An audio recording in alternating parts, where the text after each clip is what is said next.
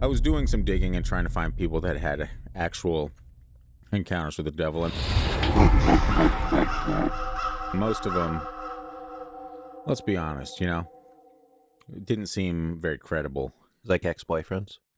Or something like that. I feel like I've had a few encounters with the devil myself, none of which had horns and black eyes or anything like that previous story of ours, but this one in particular seems like a stretch. This is Halloween. And I know I'm prefacing this for you because I know that going into this, when you hear the story, you're going to be like, that she didn't meet the devil. All right, this is by Deborah Williams, and it was an answer to someone that asked a question on Quora: has anyone actually met the devil?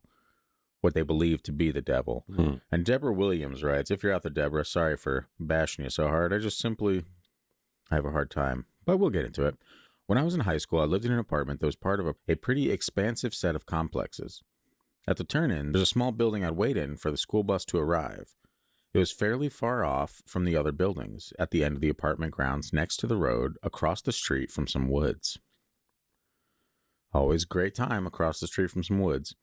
Looking out any of the windows that the building had on every side, you could clearly and easily see if anyone was approaching on foot or by car. And the only other thing in the area was the apartment name sign that sat a few feet away from the building.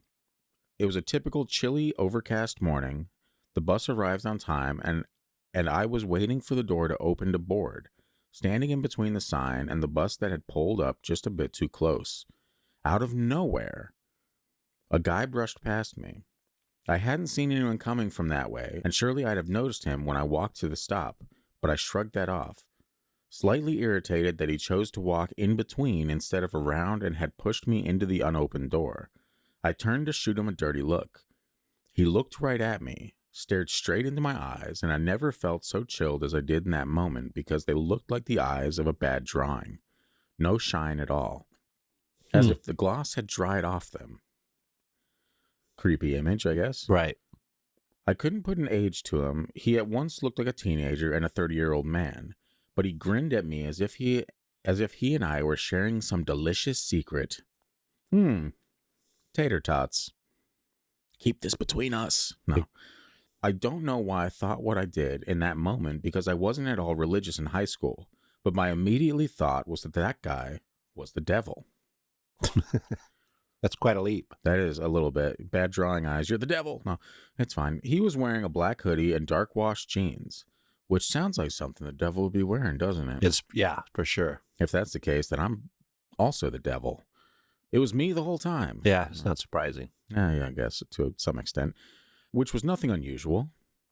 But he had this plain black backpack. It was bulging as if its contents had so filled every inch of space that there wasn't enough room for air. The door of the bus opened, but I stood there watching as the guy walked across the street and disappeared into the woods. When I got on the bus, all I could think was how it was just miles and miles of woods. Where was he going? My skin just crawled, replaying how he looked at me with those dead, dull eyes that didn't reflect light like other people's did. How even though he didn't say a word or do anything at all to me except intentionally invade my space bubble, it felt like he was absolute evil, just a black soul. When I got home, that was the first thing I told my mom. I hadn't even closed the door when I dropped my bag on the floor and announced, I saw the devil today. She turned from her computer and rolled her eyes. What does that even mean? It means I saw him, Mom. He literally brushed against my body. He looked right at me. It was the devil. I'm not kidding. I told her the whole story, and I insisted that she drive me to the bus stop the next morning and wait there so she could see him. He never showed up again. The first and last time I saw him, he and that too-full backpack disappeared into the woods across the street on that bleak, drizzling morning. My mother said I was being incredibly rude to accuse some poor kid of being the devil. He probably wasn't even weird, she said. But I won't ever forget those eyes and the way his lip curled up in that conspiratorial smile at me before he crossed the road. I'm still convinced I saw the devil that day, and I sincerely hope I don't ever see him again. My first thing in this, like I get, okay, bad drawing eyes and creepy conspiratorial smile, weird. Right. I'll give you that. My immediate first thing is this. Why did you think he was going to come the next day, and why did you bring your mom? Like, you've obviously been going to this bus stop for a while. You only saw him the one time. The next day, you're like, hey, come with me, and I'll show you the devil. That kind of makes sense, though, because that's kind of, when we're kids, we think a little bit more like that. Something happens, we expect it to keep happening, that kind of thing. But, I mean, maybe she met somebody that was evil. Maybe it was a serial killer, skinwalker, Kushtaka. I don't know. Probably not the devil, though. Probably not. I mean, why would the devil wear acid-wash jeans? Yeah. I mean, He can who's to dress say the devil's not fashionable, all right? Wouldn't he be? It might be.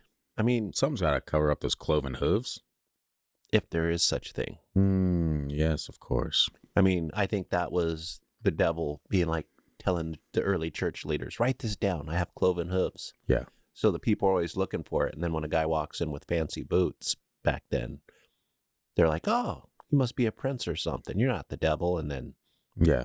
all the devil stuff starts happening.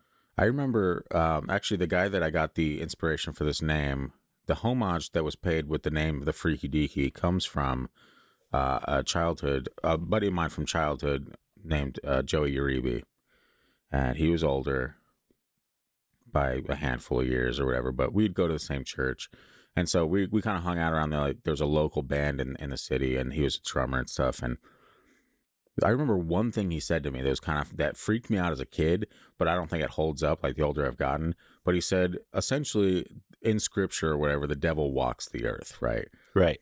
Like, he was cast down to the earth. This is his quote unquote dominion.